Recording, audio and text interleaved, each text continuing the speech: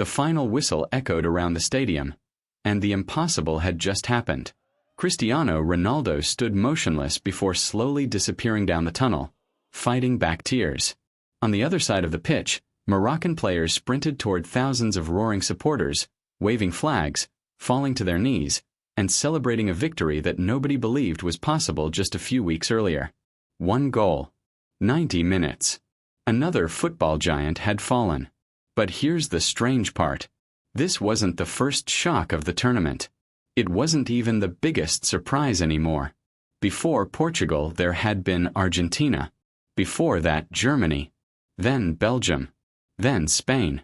One by one, the teams expected to dominate the 2022 FIFA World Cup kept walking away with stunned faces, while nations once dismissed as outsiders kept writing history. What was supposed to be football's most predictable stage had turned into complete chaos. So how did the world's biggest teams lose control of the tournament?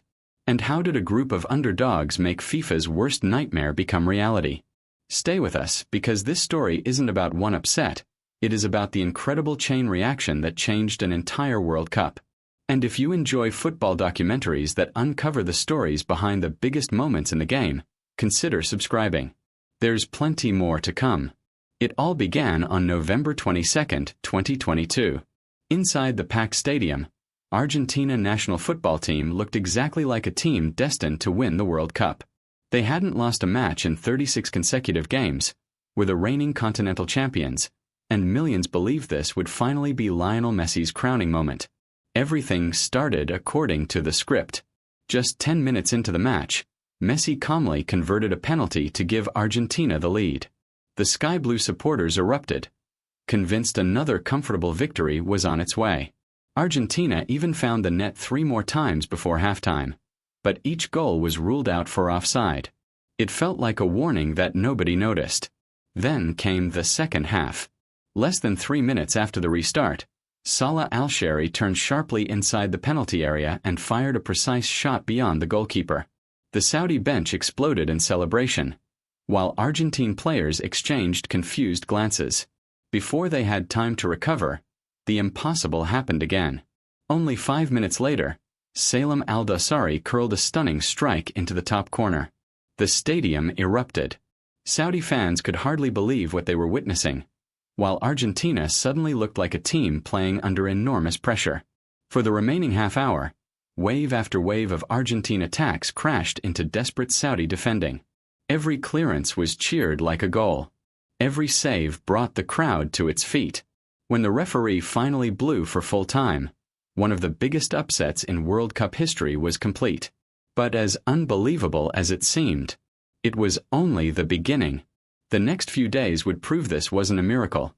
It was the start of a tournament where football's biggest names would keep falling.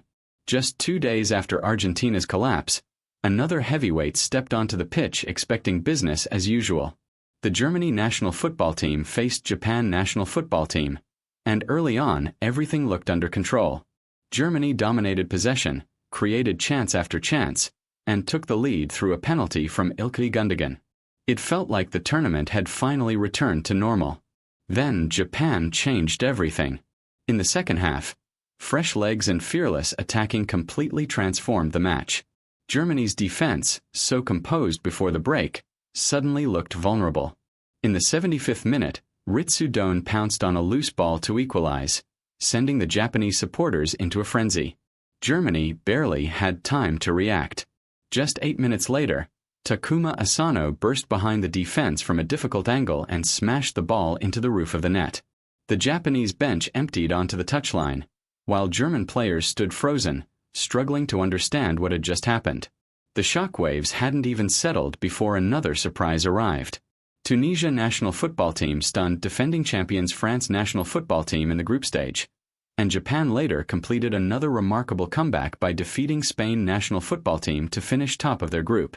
By now, it was impossible to call these results accidents.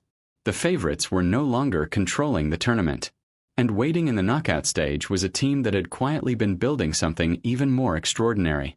While the football world was busy talking about Argentina, Japan, and Saudi Arabia, another story was quietly taking shape.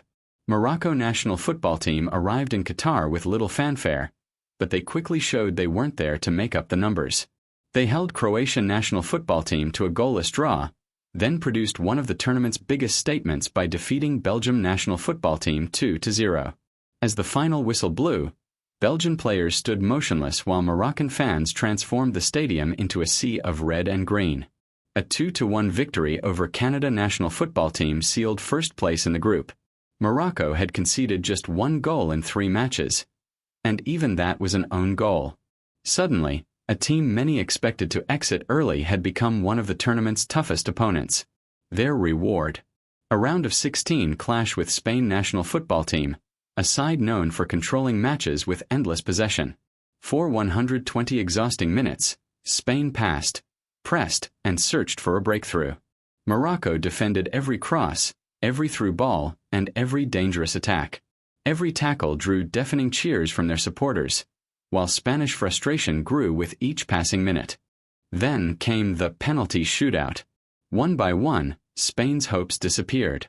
Morocco's goalkeeper, Yassine Bounou, produced 2 crucial saves before Achraf Hakimi stepped up for the decisive kick. With extraordinary composure, he chipped the ball straight down the middle. The stadium erupted. Spain were out, but Morocco's greatest test was still waiting, and on the other side stood one of the biggest names football had ever seen. The quarter-final had all the ingredients of a familiar story. On one side stood Portugal national football team, fresh from a stunning 6-1 victory over Switzerland. Their squad was packed with world-class talent, and every headline centered on one question: could Cristiano Ronaldo keep his World Cup dream alive? On the other side stood Morocco, a team that had already exceeded every expectation. Then, just before halftime, everything changed. A looping cross floated into the penalty area. Youssef En-Nesyri timed his leap perfectly, rising above 2 Portuguese defenders and even the goalkeeper. His header crashed into the net, and for a split second the stadium fell silent, before the Moroccan end exploded with noise. Portugal had almost an entire half to respond. Wave after wave of attacks followed. Bruno Fernandes struck the crossbar. João Felix forced a brilliant save from Yassine Bounou. Ronaldo came off the bench, searching for one defining moment, but every cross was cleared, every shot blocked, and every second seemed to disappear faster than the last. Even after Morocco were reduced to 10 men in stoppage time following Walid Chedira's red card, they refused to break. Then came the final whistle. Moroccan players collapsed to the ground in tears. Their coach sprinted onto the pitch. Thousands of supporters celebrated a moment that would live forever. Meanwhile, Ronaldo walked alone toward the tunnel, covering his face as cameras captured the heartbreaking end of his final World Cup dream. For the first time in history, an African nation had reached a World Cup semi-final. But the biggest question was still to come. Could this unbelievable run actually end with Morocco in the World Cup final? For the first time in World Cup history, an African nation stood just 1 match away from the final. The semi-final paired Morocco national football team with defending champions France national football team.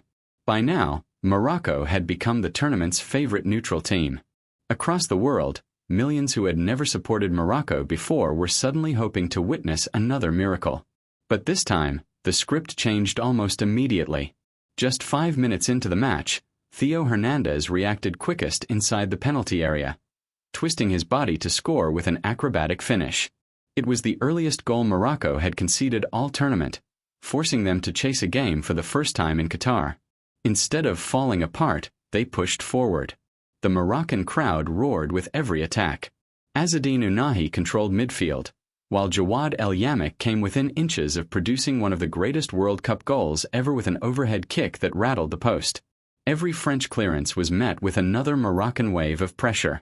But champions know how to survive. In the 79th minute, substitute Randall Kolo Muani tapped home France's second goal just seconds after entering the pitch. The dream wasn't over because Morocco lacked courage. It ended because, on that night, France took the moments that mattered. As the final whistle sounded, Moroccan players fell to the grass in exhaustion. Many were in tears. Yet the applause that echoed around the stadium wasn't for the winners alone. It was for a team that had rewritten what the world believed was possible. Only one chapter remained. What Morocco left behind would change the way every future World Cup favorite looked at the so-called underdogs. A few days later, Morocco returned to the pitch one final time. The third-place match against Croatian national football team ended in a 2-1 defeat, but the result barely mattered.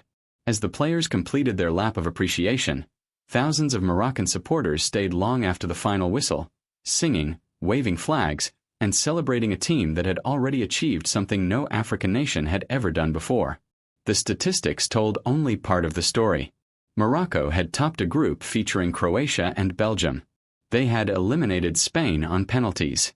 They had knocked out Portugal in the quarter-finals. Along the way, they conceded just one goal before the semi-final, and even that came from an own goal. They hadn't stumbled into history.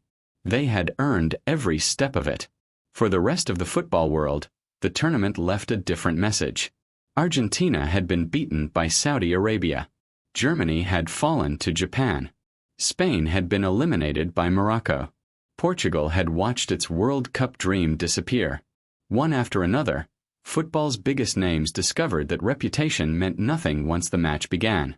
That was the real nightmare. Not because the giants lost, but because the gap between favorites and underdogs had never looked smaller. Heading into every World Cup from now on, the biggest teams will carry one uncomfortable memory from Qatar. No badge, no history, and no superstar can guarantee survival when an underdog believes. So what do you think? Was Morocco's run in Qatar the greatest underdog story the World Cup has ever seen, or does another giant-killing campaign deserve that title? Let us know in the comments below. And if you enjoy football documentaries that follow the story behind the biggest moments in the game, subscribe and join us for the next one.